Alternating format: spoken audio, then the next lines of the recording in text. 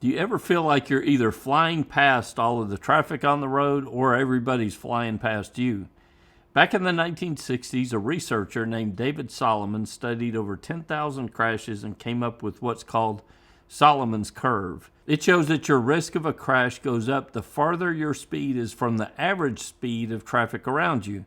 It doesn't matter whether you're going faster or slower. Today we're going to take a look at Solomon's curve, see if it still holds up, and what newer research says, and most importantly, what it means for you as a rider trying to stay safe on the road. Solomon's curve comes from a study done in 1964, that was a good year, the year I was born, by a man named David Solomon. He looked at over 10,000 motorcycle crashes and compared the speed of each vehicle to the average speed of traffic on that same road. What he found was pretty interesting. If you were right around the average speed of traffic, you were the least likely to be involved in a crash, but the further your speed got from that average, either faster or slower, your risk of a crash went up considerably the further you got away from that average speed.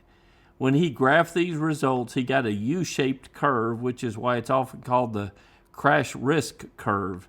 And this is where the common advice comes from to drive with the flow of traffic. The idea is matching the speed of traffic lowers the number of conflicts you're going to have with other vehicles, which in turn lowers your risk on the road. But like most things in safety research, Solomon's work wasn't perfect. One of the biggest criticisms is that his data lumped together vehicles that were just moving slowly with vehicles that were actually slowing down in order to make a turn. So when researchers went back and took out those turning vehicles, the left side of that U-shaped curve flattened out quite a bit.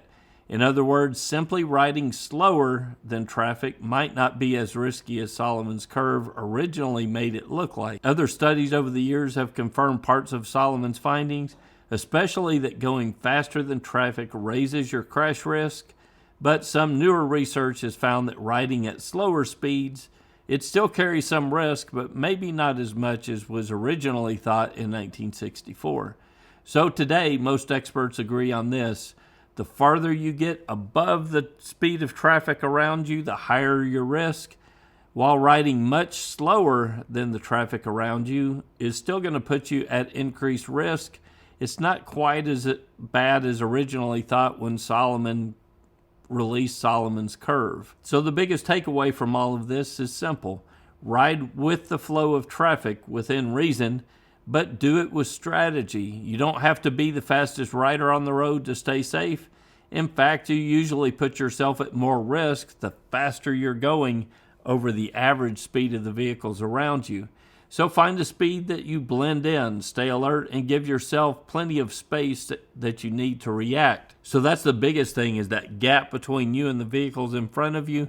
You want to maintain a healthy space or healthy safety margin between you and the traffic ahead of you in order to stay safe, and that's going to have a much bigger impact than even the speed that you're riding at. And that's where riding is safest and the most fun, is having some space around you so that you can see the traffic ahead of you and give yourself time to react when something does happen up the road ahead of you. So I'd love to hear from you. Do you usually ride with the flow of traffic? Are you a little faster, or are you a little slower than the traffic around you? Leave a comment below and let's talk about it. And if you want to go deeper into speed management, lane positioning, or road strategy, check out the road strategy book I've got and the field guide book I've got. These you can order directly from me at MCrider.com/books, or go on Amazon. I've got the same books with a different cover, not spiral bound like the ones that I sell, but you can order these directly on Amazon. Go to Amazon.com and search for MCrider books, and you'll find both of these books where you can order them and get them shipped to you with Prime, which is kind of a cool deal. So MCrider.com/books to order them from me. Go to Amazon, search for MCrider books if you want them online. Till next week, guys, this is Kevin with MCrider, and I'll see you on the road.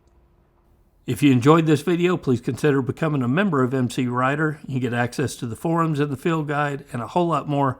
All the details can be found at MCrider.com/member.